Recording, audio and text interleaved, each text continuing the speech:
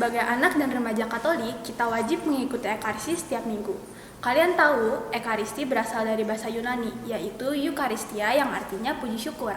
Jadi, Ekaristi adalah perayaan pujian syukur kepada Allah atas karya penyelamatannya yang terselenggara melalui perantaraan Yesus Kristus.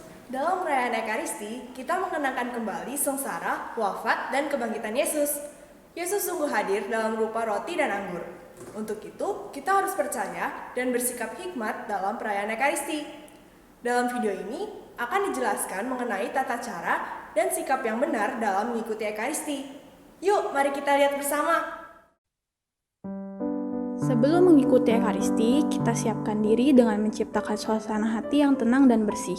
Sebaiknya tidak makan 1 jam sebelum misa, tahan sedikit rasa lapar ya. Hal ini akan membantu kita untuk menyiapkan tubuh dan jiwa ketika menyambut tubuh Kristus. Ini namanya mati raga jasmani, supaya kita fokus pada Tuhan sehingga kita dapat dengan rendah hati menerima kehadiran Yesus Sang Penyelamat. Agar pantas mengikuti perjamuan dengan Tuhan Yesus, maka kita juga harus berpenampilan rapi dan sopan seperti ini.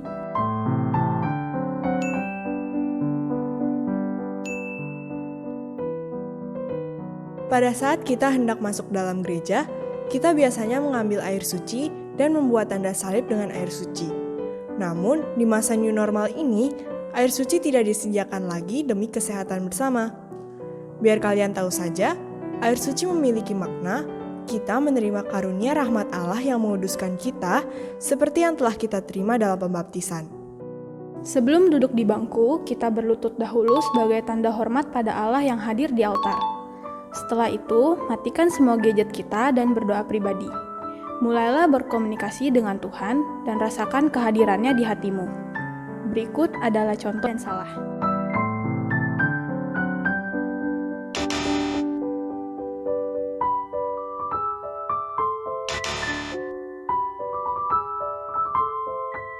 Ketika imam atau romo dan para petugas masuk, umat berdiri menyambut.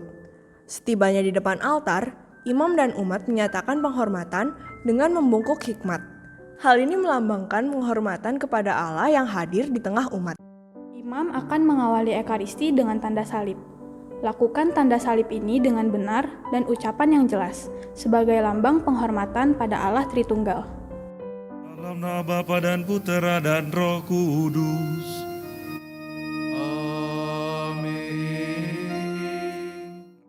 Masih di bagian ritus pembuka.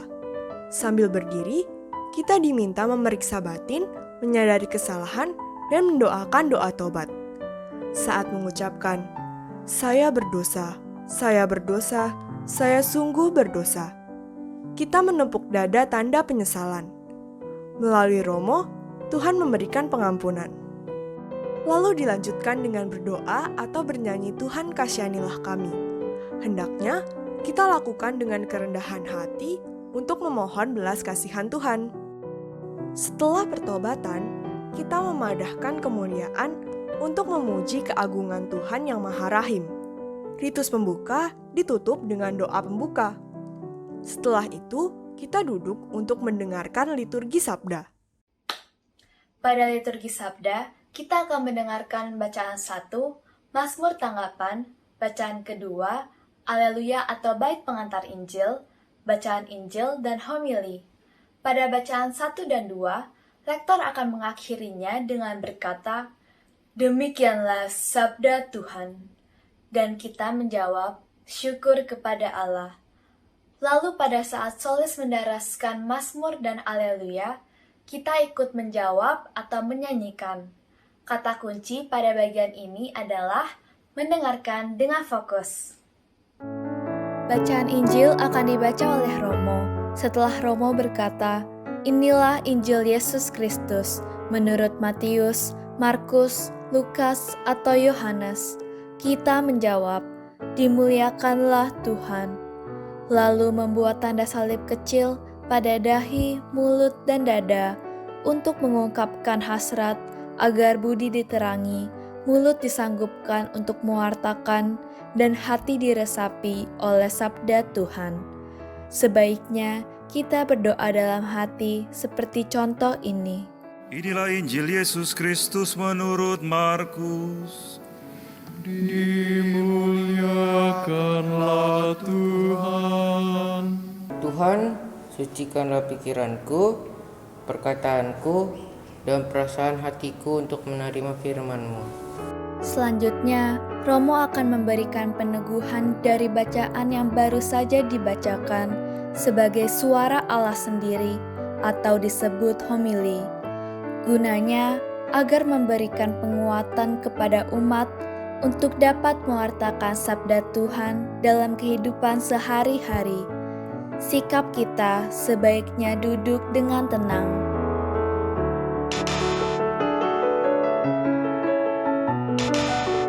Setelah selesai homili, Romo akan mengajak umat memperbaharui pengakuan iman dengan berdoa syahadat "Aku percaya" sambil berdiri.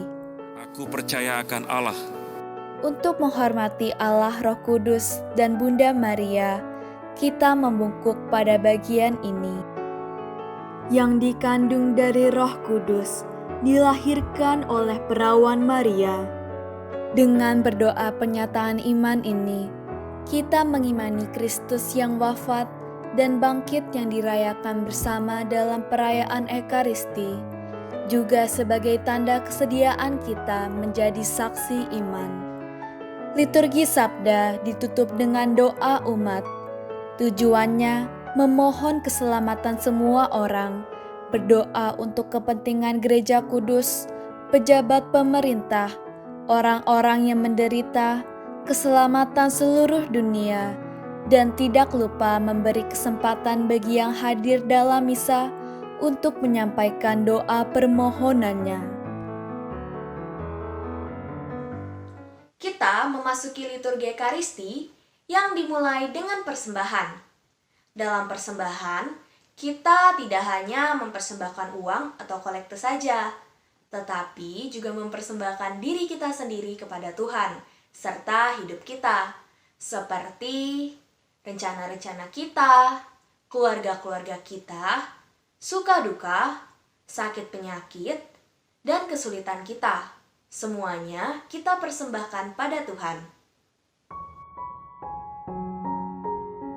Selanjutnya kita masuk dalam doa syukur agung, di mana imam mengungkapkan syukur atas karya keselamatan Allah yang nyata dalam kurban Kristus. Selama doa syukur agung ini, sebaiknya kita tidak kemana-mana dan tetap fokus berdoa. Doa syukur agung adalah puncak perayaan Ekaristi, karena dalam doa ini terjadi perubahan roti dan anggur menjadi tubuh dan darah Kristus pada saat konsekrasi.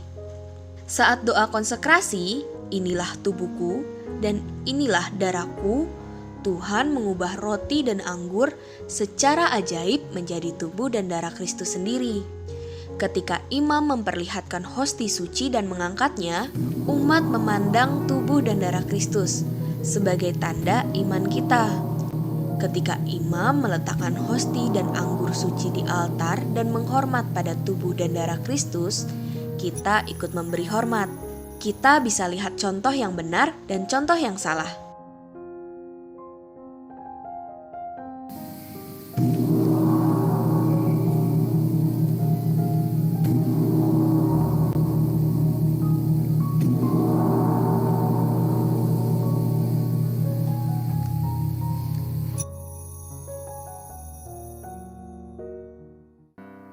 Sementara imam menyiapkan diri untuk perjamuan Tuhan, imam mengajak umat berdoa atau bernyanyi Bapa Kami. Sikap yang benar adalah berdiri dengan tangan terkatup berdoa. Tidak perlu bergandengan tangan atau tangan terbuka. Doa dilanjutkan dengan doa damai dan salam damai. Dengan maksud, kita diingatkan untuk rendah hati dan mengampuni orang lain. Saat pemecahan roti, diikuti dengan seruan atau lagu Anak Domba Allah, yang merupakan personifikasi Tuhan Yesus yang berkorban bagi penebusan dosa kita. Dulu saat perjanjian lama, anak domba dikorbankan untuk penebusan dosa. Sekarang, Kristus yang menjadi korban silih atas dosa manusia. Kita menanggapi undangan perjamuan kudus dari Allah dengan mengatakan, "Ya Tuhan, Saya tidak pantas Tuhan datang kepada saya, tetapi bersabdalah saja, maka saya akan sembuh.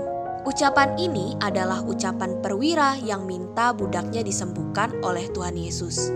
Kita harus memiliki iman yang sama dengan perwira tersebut, percaya penuh akan Yesus yang telah menyelamatkan kita. Perhatikan cara menerima komuni yang benar berikut ini. Setelah sampai pada giliran kita, hormat terlebih dahulu.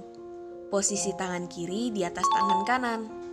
Romo atau prodiakon akan berkata, "Tubuh Kristus," dan jawablah dengan jelas, "Amin." Perlakukanlah hosti suci dengan hormat, karena itu adalah tubuh Kristus. Segera makan hosti suci di hadapan imam. Tidak diperkenankan dibawa pergi. Apabila jatuh, segera diambil dan tetap dimakan.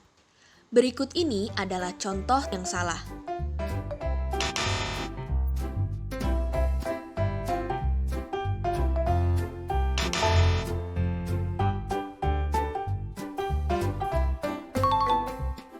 Dengan menyantap tubuh Kristus, Kristus hadir dalam diri kita dan kita bersatu dengannya.